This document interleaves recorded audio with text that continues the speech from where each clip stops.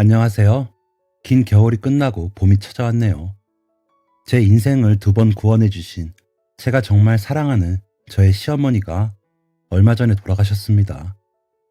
아직 많이 힘들고 시어머니가 그리워서 눈물이 나지만 기꺼이 제 친엄마가 되어주셨던 저희 시어머니와의 이야기를 평생 잊고 싶지 않아서 이렇게나마 채널에 사연으로 남겨봅니다. 저는 고아입니다. 고아원에서 원장님께 듣기로는 100일도 되지 않아서 고아원에 보내졌다고 했어요. 저를 낳아준 사람들에 대한 정보는 아예 몰라요. 갓난 아기일 때 버려져서 그런지 찾아봐야겠다는 생각도 해본 적이 없네요. 고아원에 있다 보면 많은 사람들을 만나게 됩니다. 우리 고아원을 후원해주는 사람들이나 봉사를 하는 사람들이 종종 찾아오는데 다 너무 좋은 사람들이었어요. 가끔 와서 사진만 찍고 가는 사람도 있었는데 어쨌든 그 사람들 덕분에 우리의 생활이 좀 더 넉넉해지는 건 맞으니까 다 좋은 사람들이었죠. 고아들은 입양이라는 나름의 로망을 꿈꾼다고 생각하는데 그것도 사람 나름입니다. 저는 그런 편은 아니었어요. 고아원에 있는 게 재밌었어요. 누군가에게 입양이 된다는 것은 상상도 해본 적이 없었죠. 아주 만약에 입양이 된다면 저의 키다리 아저씨에게 되면 좋겠다고 생각한 적이 있었습니다.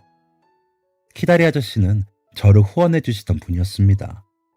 보통 후원자들은 와서 인사도 하고 주말엔 같이 밥도 먹으면서 친해지는 게 대부분이었는데 아주 간혹 가다가 정체를 공개 안 하시는 분들이 계시거든요. 그런 저는 저의 후원자에게 키다리 아저씨라는 별명을 붙여주었습니다. 키다리 아저씨는 제 모든 부분을 후원해 주셨습니다. 제가 성장하는 것에 맞춰서 옷이나 신발도 보내주셨고 제가 좋아하는 가수의 앨범을 보내주시기도 하셨고 제 학습에 필요한 부분들도 후원해 주셨죠. 10살 때부터 고아원을 나가기 전까지 약 9년 동안 일주일에 한 번씩 편지를 주고받았는데 그분이 왜 저를 후원했는지 알 순 없었습니다. 얼굴 한 번 본 적도 없으니 저에겐 정말 유니콘 같은 존재였죠. 키다리 아저씨의 후원의 마지막은 제가 고아원을 퇴소하던 19살 때였습니다. 보통 고아원 나올 때 돈이 주어지긴 하는데 그게 정말 적은 돈이라서 진짜 막막하거든요. 집이며 일자리며 아무것도 없는 상태로 사회에 나가게 되는 것인데 사실 저도 퇴소하기 전에 걱정이 정말 많았습니다. 그런데 정말 꿈만 같은 일이 일어났었어요. 고아원을 나가려고 하는데 원장님이 저를 잡으시더라고요. 그리고 두툼한 봉투를 쥐어주셨습니다. 이게 뭔가 싶어 바로 확인해 보니 그 안에 1,000만 원이라는 큰 돈이 들어있었습니다. 원장님, 이게 뭐예요? 널 후원하셨던 키다리 아저씨께서 너한테 전해주래. 송이야, 잘 살아야 한다. 힘들면 언제든지 찾아오고. 네, 원장님, 감사합니다. 봉투 안에는 돈 말고 편지도 들어있었습니다. 키다리 아저씨가 항상 쓰시던 예쁜 노란색의 편지지였어요. 더한 것을 해주고 싶고 해줄 수도 있지만 나는 송이의 힘을 믿어. 송이는 분명 멋진 어른이 될 수 있을 거야. 네가 어디서 무슨 일을 하든지 항상 너를 응원할게. 눈물이 펑펑 났습니다. 키다리 아저씨께 이 감사함을 보답하기 위해서라도 진짜 착하게 살아야겠다. 꼭 멋진 사람이 되어야겠다고 생각했습니다. 그 편지를 마지막으로 키다리 아저씨와의 연락이 끊겼습니다. 이제 제가 아닌 다른 아이들의 미래를 위해 또 선행을 하시겠죠. 저는 키다리 아저씨께서 주신 돈을 보증금으로 작은 월세방 하나를 얻을 수 있었습니다. 저의 첫 사회생활이 시작되었죠. 저는 고아원에서 나오고 바로 이름도 바꿨습니다. 원래 이름은 송이였는데 얼굴도 모르는 날 낳아준 사람들이 지어준 이름 말고 제가 마음에 드는 이름으로 바꾸고 싶었거든요. 실명은 조심스러우니 현이라고 하겠습니다. 저는 고아원에 있을 때부터 그림을 잘 그린다는 칭찬을 되게 많이 들었습니다. 어렸을 때는 고아원에서 소개해준 미술대회에서 상도 받은 적이 있었어요. 그래서 내가 잘하는 이 미술을 제대로 공부해보자고 생각했습니다. 현실적으로 대학까지 가는 건 무리인 것 같아서 대학교 진학은 포기하고 일러스트 학원을 다녔습니다. 오전에는 학원에 가서 포토샵과 일러스트를 배우고 오후부터는 고깃집 알바를 했습니다. 그리고 밤에 집에 가서는 또 열심히 디자인 공부를 했죠. 제가 다니던 학원 선생님들은 다들 정말 좋으신 분들이었습니다. 제 사정을 아시고 가끔 밥도 사주시면서 상담도 많이 해주시고 칭찬도 많이 해주셨어요. 선생님들께서는 제 재능을 인정해 주셨고 공모전이 올라오면 저에게 추천해 주기도 하셨습니다. 덕분에 저는 정말 수십 개의 공모전에 나가면서 다양한 수상 이력과 경험을 쌓게 되죠. 한두 번 상을 받게 되니까 작업 의뢰가 들어오더라고요. 의류 브랜드부터 시작해서 식품 브랜드까지 다양한 곳에서 의뢰가 들어왔습니다. 감사하게도 마음이 잘 맞는 몇 군데 브랜드와 일을 하게 되었고 저는 정말 전문 디자이너가 되었죠. 그렇게 프리랜서로 몇 년을 활동을 하다가 어떤 가구 브랜드에서 자기네들과 정식으로 꾸준히 일해보지 않겠냐는 제안이 들어왔습니다. 꽤 유명한 브랜드이기도 했고 평소에 그 브랜드의 광고나 디자인을 선호했던 저는 당연히 그 제안에 응했습니다. 대학교도 나오지 않은 제가 한 기업의 디자이너 자리를 당당하게 차지하게 된 거죠. 저는 그 회사의 광고에 대한 디자인을 전반적으로 관리하게 되었습니다. 사실 학벌도 스펙도 뛰어나지 않은 제가 차지하기에는 과분한 자리였어요. 다른 동료들의 안주거리가 되기에 딱 좋았죠. 한 번은 물을 마시려고 탕비실에 갔었습니다. 그런데 들어가기 전에 안에서 제 이름이 들리더라고요. 이번에 현희 씨가 올린 기획안 봤어? 응? 광고 기획안? 완전 구리지 않아? 아, 진짜 촌스럽더라. 내 말이 색감 고르는 센스하고는 현희 씨 하고 다니는 것만 봐도 좀 그렇잖아. 뭐랄까, 좀 올드해. 맞아. 패션 센스도 없는 사람이 디자인을 어떻게 한대? 이래서 대학 안 나온 애들은 안 된다니까. 입사 전에 어느 정도 예상은 했지만 직접 제 귀로 들으니까 기분이 나쁘더라고요. 무시하고 그냥 들어갈까? 아니면 자리로 돌아갈까 고민하고 있는데 안에서 다른 남자 목소리가 들렸습니다. 저는 좋던데요, 현희 씨 기획안. 저희 디자인팀 총괄 팀장님이었습니다. 그리고 이 회사의 도련님이기도 했죠.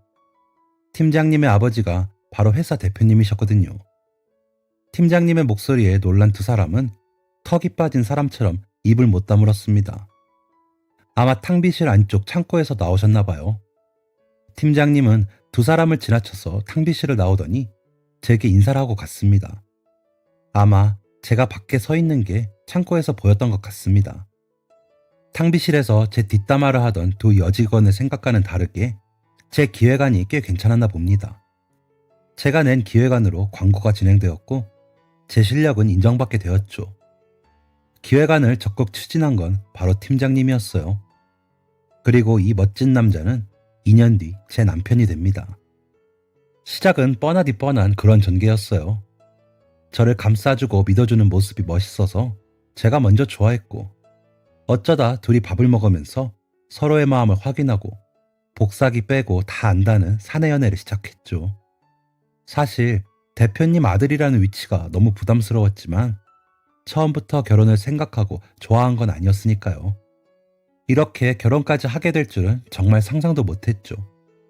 처음 남편의 부모님께 인사하러 갈 땐 정말 긴장을 많이 했어요. 제 가정 환경을 남편이 미리 말씀드렸다고 했는데 그럼 저는 당연히 거절하실 줄 알았거든요. 그런데 뜻밖에도 시부모님들께서 저를 바로 데려오라며 집에 초대를 해주셨습니다. 걱정 반 설렘 반으로 심장이 쿵쾅쿵쾅 뛰었습니다. 제 걱정과 다르게 시부모님은 정말 따뜻한 분들이셨습니다. 그리고 부모님 없이 혼자 자라서 그런지 저도 모르게 사람을 잘 믿지 않는 버릇이 있었는데 제가 남자친구 다음으로 믿게 된 사람들이었습니다. 첫 만남 때 시어머니께서 하신 말씀에 주책맞게도 밥을 먹다가 울어버렸던 게 기억이 나네요. 현희 씨 고생 많았어요. 부족하지만 이제 우리가 현희 씨의 엄마 아빠가 되어줄게요. 시부모님께서는 제 상황을 최대한 배려해 주시려 애쓰셨습니다. 결혼식을 하는 날에도 제 혼주석이 공석이었는데 대신에 남편의 할머니와 할아버지가 그 자리를 채워주셨어요. 사람들이 시어머니께 무슨 상황인지 물어보면 시어머니는 아무렇지 않게 말하셨죠. 자신이 제 부모라고. 결혼 생활은 정말 행복했습니다. TV에 흔히 나오는 고부 갈등은 단 한 번도 없었어요. 오히려 남편이 시어머니와 제 사이를 질투하기도 했었죠. 여보, 요즘 너무 엄마만 챙기는 거 아니야? 엄마 기운 없으시대. 기운 펄펄 나시게 곰국이라도 끓여서 보내드려야지. 이렇게 지극정성인 효녀 두셔서 엄마는 좋겠다. 어느 순간부턴가 자연스럽게 호칭도 어머니에서 엄마가 되었죠. 시어머니는 딸이 생긴 기분이라며 좋아하셨어요. 시어머니와 제 사이가 얼마나 가까웠냐면 제가 아이 출산 후 조리원에 가지 않고 저희 시어머니한테 조리해달라고 했을 정도였어요. 시어머니께서는 그런 건 전문가한테 맡기는 게 아기한테도 좋고 저도 편하다면서 조리원 가는 걸 권유했는데 제가 고집부려서 집에서 조리를 했거든요.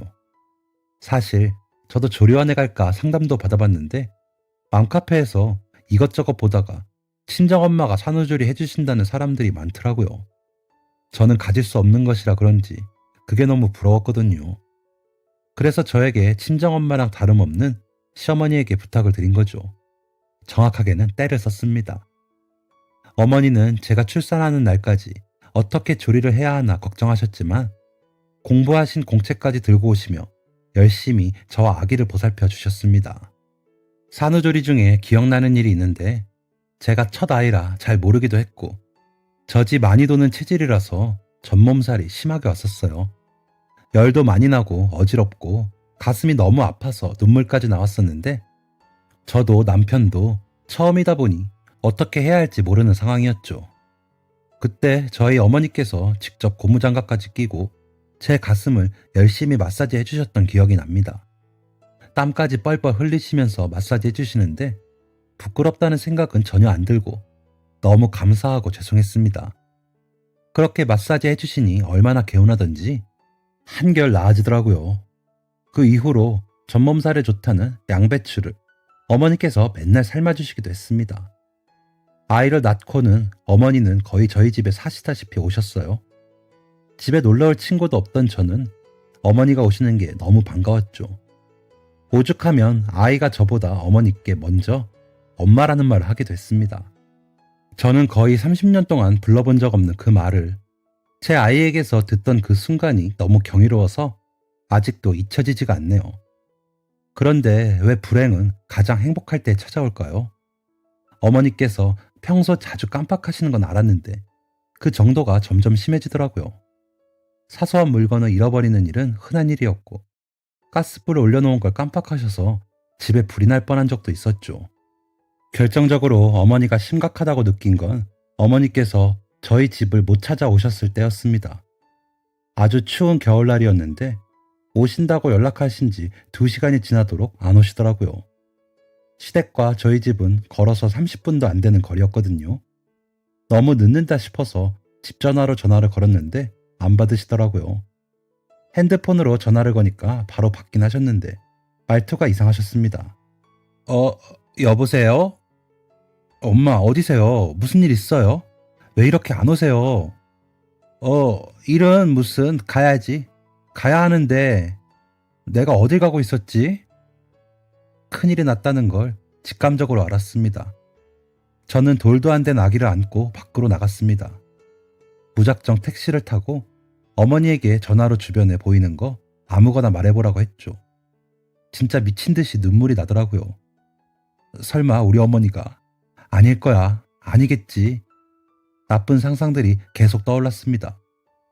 겨우 찾아낸 어머니는 저희 집에서 차로 30분이나 떨어진 곳에서 덜덜 떨고 계셨습니다.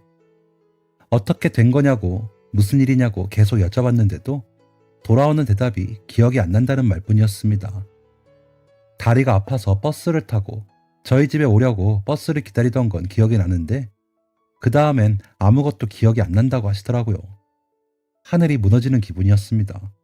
상황을 전해들은 시아버지께서 바로 의사인 지인분께 연락을 하셨고 다음날 바로 병원에 가서 검사를 받았어요.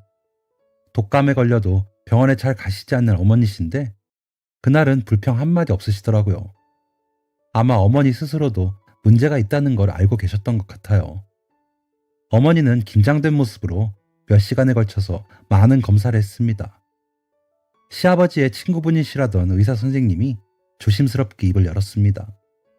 의사 선생님의 말을 들은 저와 남편, 시아버지까지 모두 눈물바다가 될 수밖에 없었습니다.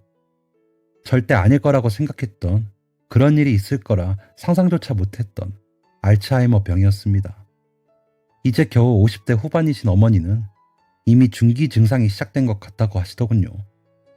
의사 선생님의 말을 듣는 동안 끝까지 눈물을 참으셨던 어머니는 집에 돌아가는 차 안에서 결국 눈물을 터뜨리고 말았습니다. 우리는 그런 어머니에게 아무 말도 해줄 수가 없었습니다. 저는 뭔가 결정할 일이 있을 때 고민을 많이 하는 편입니다.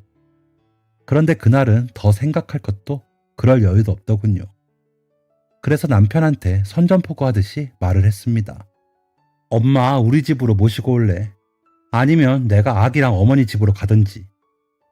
여보, 당신 마음 아픈 건 알겠는데 이렇게 쉽게 생각할 일 아니야. 쉽게 생각하는 거 아니야. 난 우리 엄마 남의 손에 절대 못 맡겨. 내가 할 수 있어. 여보, 우리 애가 이제 돌이야. 그것도 생각해야지. 새학기 시작되면 어린이집 가잖아. 그럼 어린이집 간 사이에 시간도 있을 거고. 그 사이에 집안일하고 어머니 케어 충분히 가능해. 아니야, 여보. 그렇게 간단한 일 아니야. 더 생각하고 다시 얘기하자. 남편이랑 일주일 정도 실랑이를 벌이다 결국엔 제 고집이 이겼습니다. 어머니를 저희 집으로 모시고 오게 되었고 아버님께서도 자주 저희 집에 오신다고 약속하셨습니다. 남편은 마음이 쓰였는지 몇 시간만 집안일을 해주실 아주머니를 알아봐 주었죠. 그런데 이번에 어머니가 싫다고 하시더라고요. 저는 당연히 저와 함께 지내는 걸 좋아하실 줄 알았는데 조금 속상하더라고요. 거절의 정도가 너무 매몰차서 당시엔 좀 상처를 받게 됐습니다. 어머니는 순순히 제 고집에 넘어와 주시지 않으셨습니다. 며칠을 계속 거절하시다가 참고 참던 제가 처음으로 어머니께 큰 소리를 냈습니다. 엄마, 대체 왜 그러세요? 저랑 지내는 게 불편하세요? 싫으신 거예요? 무슨 말을, 내가 어떻게 너랑 지내는 게 싫겠어? 당연히 좋지. 그럼 왜 저희 집에 오기 싫다고 하시는 건데요? 미안해서 그러지, 미안해서. 내가 어떻게 너한테 내 병수발을 들라고 하니? 현이 너한테는 겨우 생긴 부모잖아. 30년 만에 겨우 만들어진 가족이잖아. 그런데 어떻게 그런 꼴을 보여? 내가 어떻게 너한테 그런 걸 부탁하니? 그러면 안 되잖아, 그건. 어머니, 제가 그러고 싶어요. 엄마랑 끝까지 함께하고 싶어요. 그게 진짜 가족이잖아요. 저는 어머니를 껴안고 한참을 울었습니다. 결국 어머니는 저희 집에 들어오시게 되었고 잊을 수 없는 인연이 시작되는 순간이었죠. 어머니와의 생활은 생각보다 훨씬 더 재미있었습니다. 어머니가 조금이라도 좋아지실까 하고 시간이 날 때마다 화투도 치고 카드게임도 하고 같이 퍼즐도 맞췄습니다. 뇌에 좋다는 식재료들도 구해서 정성스럽게 음식도 차려드리고 정말 최선을 다했죠. 그런데 어머니의 증상이 심해지는 걸 볼 때마다 제 노력이 헛수고처럼 느껴지더라고요. 의사 선생님께서 가장 가까운 기억부터 잊게 되실 거라고 하셨는데 그래서인지 일하시는 아주머니 보고 누구냐고 물으시더라고요. 그게 한 달을 반복하니까 아주머니도 능숙하게 대처를 해주셨습니다. 어머니의 증상은 사소한 곳에서도 발견되었습니다. 어느 날은 어색하게 웃으면서 오시더니 저한테 핸드폰을 내밀더라고요. 내가 손에 로션을 발라서 미끄러워서 그런지 잘 안 눌리네. 문자 온 것 좀 확인해 줄래? 어머니는 제가 문자 확인하는 것을 옆에 바싹 붙어서 유심하게 쳐다보시더라고요. 어머니께서 핸드폰 조작하시는 법을 잊으셨다는 걸 알 수 있었습니다. 전자제품 사용에 대한 기억은 빠르게 사라지더라고요. 얼마 되지 않아서는 리모컨 작동하는 방법도 잊으셨죠. 어머니는 맨날 요즘 리모컨은 왜 이렇게 버튼이 많고 버튼에 글씨를 안 적어 놓으냐며 툴툴거리셨고 저는 리모컨에 네임 스티커를 붙여서 어머니가 사용하시기 편하도록 만들어 드렸어요. 병의 증상은 성격에서도 나왔습니다. 정말 우아하고 고상하신 저희 어머니였는데 짜증을 곧잘 내기도 하시고 자주 삐치기도 하셨죠. 마음대로 되지 않는 일이 있으면 가끔 소리도 지르셨습니다. 마치 한 명의 아이를 키우는 기분이었어요. 제 느낌만 그런 게 아니라 어머니는 정말 아이로 변하고 있었습니다. 어느 날은 오랜만에 마트에 갈 겸 산책을 하려고 어머니께 나가자고 했습니다. 20분 뒤 어머니가 준비를 마쳤다며 나오시는데 저는 아무 말도 할 수 없었습니다. 꽃무늬 블라우스에 꽃무늬 스커트를 입고 날씨가 더운 여름이었는데 두꺼운 털코트를 입으시고는 목걸이를 한 5개 정도 치렁치렁 두르고 나오셨습니다. 그렇게 나오셔서 저보고 예쁘냐고 물으시며 배시시 웃는데 정말 공주놀이를 하는 어린아이 같았습니다. 점점 아이처럼 지능이 낮아지다 보니 저희 아기와 문제가 발생한 적도 여러 번 있었습니다. 아이가 막 3살이 되던 해였습니다. 아이에게 간식을 주고 잠깐 빨래를 널으려 자리를 떴는데 갑자기 아이가 자지러지게 울더라고요. 깜짝 놀라서 가보니까 저희 어머니께서 아이의 간식을 마구 입으로 넣고 계셨습니다. 그러더니 제가 온 것을 보고 놀라면서 방으로 들어가 버리시더라고요. 말도 못하는 아이는 빨갛게 부어오른 이마를 잡고 울고만 있었습니다. 어머니를 달래면서 물어보니 간식을 안 주길래 머리를 때렸다고 하더라고요. 처음 그런 일이 있었을 땐 너무 놀라서 어떻게 해야 하나 걱정이 많이 되었는데 이후로도 종종 그런 일이 일어나서 나중엔 일하시는 아주머니의 근무 시간을 늘리고 제가 아이와 어머니와 잘 붙어있는 방법밖에 없었습니다. 그렇게 어머니를 모시고 산 지 1년 반쯤이 지나던 날 사건이 터졌습니다. 그날따라 아침부터 정신이 없었습니다. 아이가 유난히 말을 안 들어서 등원 준비가 너무 힘들었고 날씨가 이상하게 바람이 많이 불던 날이었습니다. 설상가상으로 일하시는 아주머니께서 갑자기 아프셔서 출근을 못하겠다고 하신 날이었습니다. 아파트 단지 앞으로 오는 아이의 어린이집 버스 시간이 얼마 남지 않았는데 어머니께서 배가 아프시다고 화장실에서 도통 나오지 않으셨습니다. 다행히 그때 정신이 좀 돌아오신 상태여서 빨리 아이 버스만 태우고 오려고 했습니다. 엄마, 저 금방 다녀올 테니까 볼일 다 보시면 거실에서 TV 보고 계세요. 엄마가 좋아하는 드라마 틀어놨어요. 아시겠죠? 아이고, 알겠다니까 그러네. 얼른 가. 저는 정말 스프링처럼 튀어올라서 아이를 안고 달렸습니다. 그날따라 왜 이렇게 엘리베이터는 늦게 오는 건지, 왜 또 버스는 늦게 오는 건지, 겨우 아이를 보내고 숨 돌릴 틈도 없이 다시 잽싸게 집으로 들어갔습니다. 그런데 문 열자마자 보이는 거실에 어머니가 안 계셨습니다. 어머니 방에도 어머니는 안 계셨습니다. 불안한 마음으로 신발장을 확인했는데 다행히도 어머니 신발은 그대로였습니다. 혹시나 하고 화장실로 가서 노크를 했습니다. 엄마? 하고 부르는데 아무 대답 없이 환풍기 돌아가는 소리만 들리더라고요. 안 좋은 예감이 들어 문을 열었습니다. 어머니께서 욕실 한가운데 쓰러져서 머리에서 피를 흘리고 계셨습니다. 눈앞이 어지럽고 귀에서 이명이 들리는 것 같았습니다. 제멋대로 손이 움직이면서 119에 신고를 했고 어머니를 일으키면 안 될 것 같아 바닥에 피를 닦으며 울기만 했습니다. 어머니 병실 앞에서 넋이 나가 앉아있는 저에게 남편이 뛰었습니다. 여보, 괜찮아? 어떻게 된 거야? 아버지도 오시는 중이래. 엄마는 괜찮으시대? 여보, 미안해. 미안해, 내가 어린이집 버스 때문에 엄마를 두고 나가는 게 아니었는데. 미안해, 다 나 때문이야. 우리 엄마 다친 거 다 나 때문이야. 진정해, 여보. 당신 탓 아니야. 엄마 안에 계셔? 가보자. 어머니는 욕실에서 넘어지시면서 거친 타일에 머리를 쓸리셨다고 합니다. 두피가 좀 벗겨져서 피가 난 거지 뇌는 다치지 않았다고 했지만 머리의 충격이 알츠하이머에 어떠한 영향을 미칠지는 장담을 할 수 없다고 했습니다. 남편과 제가 병실에 들어가는 소리가 났는지 드디어 어머니가 깨어나셨습니다. 어머니는 희미하게 눈을 뜨시더니 저를 보고 눈물을 흘리셨습니다. 그리고 저보고 엄마라고 하더군요. 엄마, 놔두고 가면 어떡해. 나 화장실에 혼자 두고 가면 어떡해. 나 무서웠어. 저는 그냥 어머니를 꼭 안아드렸습니다. 병원에서 딱히 치료할 것이 없는 어머니는 다음날 바로 퇴원을 하셨습니다. 그날의 충격이 크셨는지 그날 이후 저에게 엄마라고 하더라고요. 그리고 저에게 더 의지를 많이 하고 붙어 있으려고 하는 것 같았습니다. 저도 그날 이후 불안해서 어머니 곁을 한시도 떠나지 않았습니다. 잠을 잘 때에도 어머니 옆에서 자고 어머니가 화장실을 가시면 그 앞에서 기다리고 밖에 나갈 때에도 꼭 같이 다녔습니다. 어머니의 상태는 점점 심각해졌습니다.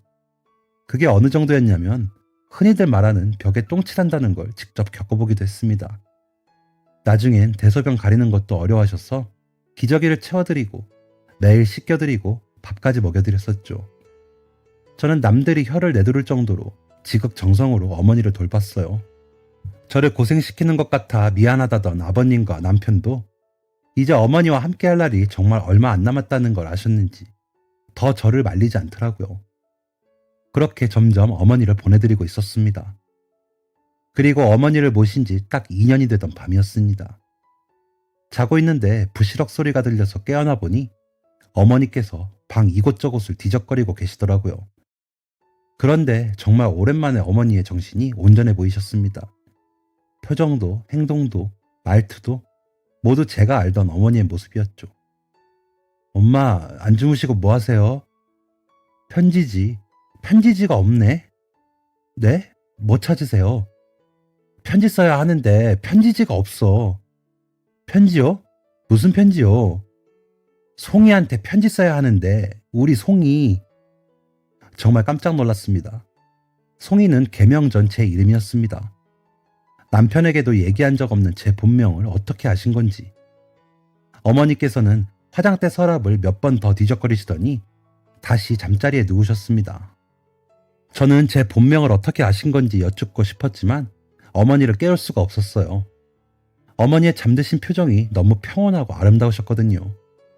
그리고 다음날 아침에 눈을 떴을 때 제 옆에 누워 계신 어머니는 차갑게 식어 계셨습니다. 그게 어머니의 마지막 모습이었습니다. 저는 어머니의 장례를 치르는 3일 동안 너무 울어서 탈수로 쓰러지고 살이 4kg나 빠졌습니다. 반쯤 정신이 나간 상태로 남편의 부축을 받아 집에 오자마자 그대로 침대에 쓰러져 꼬박 20시간을 잠만 잤습니다. 어머니와 긴 여행을 떠나는 아주 기분 좋은 꿈을 꿨습니다. 그러고 보니 왜 어머니랑 여행 한 번을 안 갔을까요? 지금 생각해보니 정말 후회되네요. 정신을 차리고 방에서 나와보니 남편이 어머니 방을 정리하고 있더군요. 어머니를 너무 빨리 보내드리는 것 같아 내키지 않았지만 장례식 내내 저를 돌보느라 울 여유도 없었던 남편이 눈물을 훔치면서 정리를 하고 있길래 저도 남편을 도왔습니다. 방에 가득 채워져 있던 어머니의 짐을 빼내고 침대를 정리하려 남편과 침대 서랍을 열었는데 저는 깜짝 놀랐습니다. 서랍에는 한눈에 보아도 수억 원 되어 보이는 돈다발이 가득했습니다. 그것도 아주 가지런하게 돈들이 정리되어 있었습니다. 아마도 어머니는 당신이 자꾸 기억을 잃는 것을 자각하고 은행에 가서 돈을 모조리 찾아다 놓으신 것 같았다는 이야기를 남편과 하며 돈다발을 살펴보고 있는데 한쪽 구석 투명한 지퍼백에 종이들이 가득 들어있는 것이 보였습니다. 이게 뭔가 싶어 열어보니 전부 다 편지더라고요. 몇백 개는 되어 보였습니다. 편지지들이 다 알록달록하고 예쁘더라고요. 그리고 다 세월의 흔적이 느껴졌습니다. 봉투에 보내는 사람, 받는 사람을 보고 저는 그 자리에 앉아서 오열하고 말았습니다. 보내는 사람 송이, 받는 사람 키다리 아저씨라고 적혀 있더군요. 수백 장의 편지예요. 모두 과거에 제가 쓴 편지들이었습니다. 그 말은 즉 제가 고아원에 있었을 때 저에게 9년 동안 후원을 해주던 사람, 제가 고아원을 나올 때 저에게 1,000만 원이라는 큰 돈을 주신 사람이 바로 저희 시어머니라는 것입니다. 쏟아지는 눈물 사이로 편지들을 매만지면서도 저는 믿을 수가 없었습니다. 그렇게 앉아서 한참을 대성통곡을 했습니다. 어떻게 사람이 일면식도 없던 사람의 인생을 송두리째 바꿔놓을 수가 있는지, 그것도 2번이나요. 모든 게 기적 같고 도저히 믿겨지지가 않았습니다. 어머니는 생전에 제가 송이라는 것을 알고 계셨던 건지, 저를 알아보셨던 건지 묻고 싶은 게 너무 많았지만 이젠 물어볼 수가 없습니다. 나중에 아버님이 말씀해 주신 건데 사실 어머니도 고아였다고 하시더라고요. 어릴 때부터 할머니 손에 자라시다가 할머니께서 돌아가시면서 보육원에 보내주셨다고 하셨습니다. 남편도 처음 듣는 얘기라고 하더라고요. 그래서 어머니는 경제활동을 하면서부터 소액이라도 꾸준히 고아원에 기부를 하셨다고 하셨습니다. 저에게 하신 것처럼 한 아이에게 꾸준히 큰 금액을 기부한 것은 제가 처음이라고 하셨는데 이유는 아버님도 잘 모르겠다고 하셨어요. 그러면서 아버님이 어머니의 어릴 적 사진 몇 장을 보여주셨는데 저는 그제서야 알 것 같더라고요. 어머니가 저에게 기부하신 이유요. 정말 많이 닮아 있었습니다. 단정한 차림에 깔끔한 머리에 해맑게 웃고 있지만 왠지 모르게 우울하고 어두운 그 모습이 제 어릴 적 사진과 똑같더라고요. 아마 그런 이유로 제게 기부하지 않으셨나 싶습니다. 저는 어머니께서 보관하신 제 편지를 가슴에 끌어안고 어머니가 보고 싶고 그리워서 정말 펑펑 울었습니다. 목이 쉬어서 소리도 나오지 않는데 쉰 소리를 내며 울었습니다. 저희 어머님은 정말 저의 엄마였습니다. 고아원에서부터 저를 키우신 것도 결혼 후 저와 함께 하신 것도 모두 어머님이었습니다. 저는 한 분에게서 2명 몫의 사랑을 받은 것이었습니다. 저에게 시어머니가 되기 전 제 인생을 바꾸시고 시어머니가 되어서 또 한 번 저를 바꿔준 진짜 저의 엄마였습니다. 그런데 저희 어머니는 제가 송이라는 것을 알고 계셨을까요?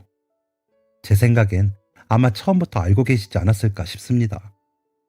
저는 부모에게 버려진 고아였지만 지금은 분에 넘친 사랑을 받고 자란 행복하고 마음이 풍요로운 사람이 되었습니다. 저는 어머니가 남겨주신 돈으로 제가 다니던 고아원에 후원을 하기 시작했습니다. 지금까지 저 혼자 먹고 살기 바빠서 처음 나눔의 기쁨을 느껴보았는데 이보다 더 행복하고 뿌듯할 수가 없습니다. 어머니가 저에게 그러셨던 것처럼 저도 이제 누군가의 키다리 아저씨가 되어주려고요. 하늘에 계신 어머니, 그곳에서는 아프지 말고 여기서 베푸셨던 만큼 많이 행복하게 지내세요. 먼지 같았을 제 인생을 그 고운 손으로 어루만져 주시고 보듬어 주신 것 평생 잊을 수 없을 거예요. 어머니께 받은 만큼 저 역시 많이 베풀고 많이 사랑하며 살겠습니다. 사랑합니다. 여러분들도 모두 건강하시고 행복하세요. 지금까지 사연 들어주셔서 감사합니다. 사연이 재밌으셨다면 구독과 좋아요를 눌러주세요. 감사합니다. 안녕히 계세요.